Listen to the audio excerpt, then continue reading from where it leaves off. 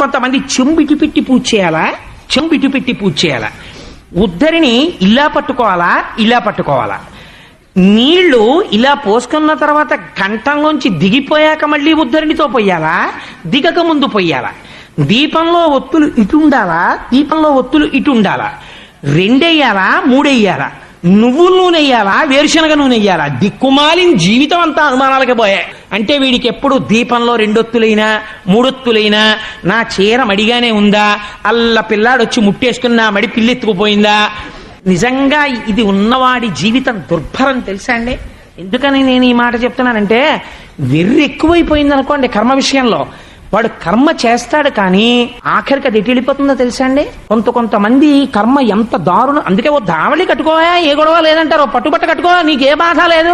నీకు అంత అనుమానం ఉంటే వెళ్ళి ఎన్ని శాస్త్రాలు చెప్పేసిందండి శాస్త్రం. అపవిత్ర పవిత్రోవా సర్వావస్థాంగతోపి వాయిని నీళ్లు తల్లుకో.